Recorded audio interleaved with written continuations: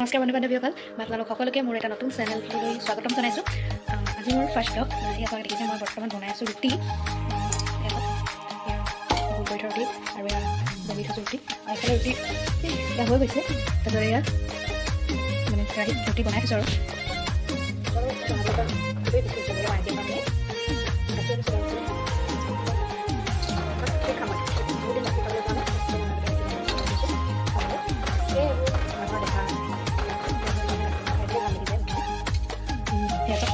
গাখীৰ আনিলোগৈ, আজিৰ পৰা গাখীৰ খাম। তাৰপাছত মই এয়া ৰুটি বনাই আছোঁ আৰু ৰুটিটো বহুত ভালকৈ বনাই খালোঁ পাইছোঁ। আৰু মই ইয়াত লাইট লগাই দিব লাগিব। ৰুটি বনাই আছোঁ।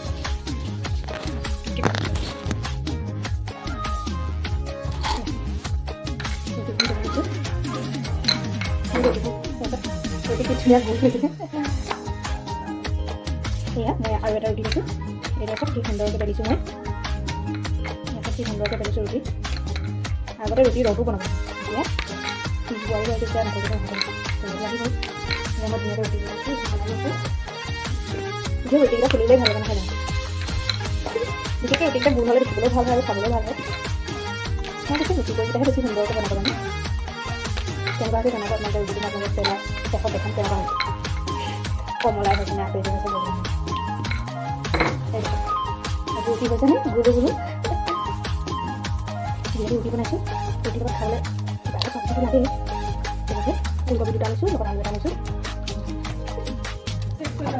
এয়া নগ'ব, মোৰ ভিডিঅ'টো চেছ হোৱা নাই এতিয়ালৈকে। লগৰ ভাবিছোঁ ওলাই দিবলৈ চেছ হৈছে, ভ্লগ হ'লে চোন হ'লেও ওলাব পাৰে।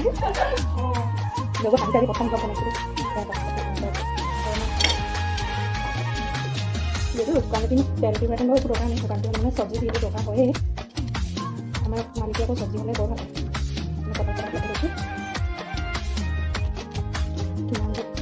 আৰু ৰাতিপুৱা হ'লে সোনকালে উঠিবও নোৱাৰোঁ, দেৰি হ'লেও ইয়াত গতি লৰালৈকে কাম কৰিছোঁ।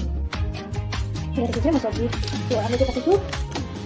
শাক পাচলি কিবা এটা মিলাব মুখে লৰালৈ গৈছোঁ, লৰালৈ কাটিছোঁ বুলি দেৰিকৈ উঠিলে সেইটোৱে প্ৰব্লেম।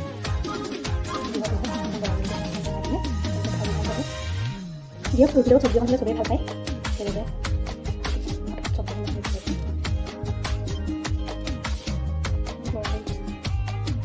আপোনালোকে কৈছে সঁচাকৈ ৰুটি চব্জি খাই পায় নে? কিন্তু মই ৰুটি চব্জি মই ৰুটিকেইটা আলু এটা সৈতে কাটিছোঁ। আমাৰ মায়ে চিধাই চব্জিতে আলু নাখায়, নাৰিকল ইমান নাখায় লাগে। আমি মোৰ লগত দিছোঁ আৰু বেছি ডাঙৰকৈ দিবলগীয়া হয়, কাৰণ মায়ে নাখায় যে আলুটো ডাঙৰ ডাঙৰকৈ মানে ৰাখিব পাৰে। সেইকাৰণে আলুটো ডাঙৰ ডাঙৰকৈ দিয়ে, লগত ৰাখিলে কম দিয়ে। ৰুটি বনালে চব্জি চুপ খাই ইমান জলদি চব্জি হ'ব। যিহেতু অলপ মানে কামত যিহেতু মই লাগি যাওঁ মানে পাহৰিবলৈকে হয়। এয়া মই অলপ বাহিৰত ওলাই আহিছোঁ। তাৰ মালিকে ভৰিত নখ কাটিছোঁ, চব কেনেকৈ নখ কাটিছোঁ। ব্লগ বনাইছোঁ আজিৰ পৰা। ধন্যবাদ আপোনালোকে ইমানখিনিলৈকে ভিডিঅ'টো চোৱাৰ বাবে। আজিৰ পৰা দেৰি কৰিছোঁ।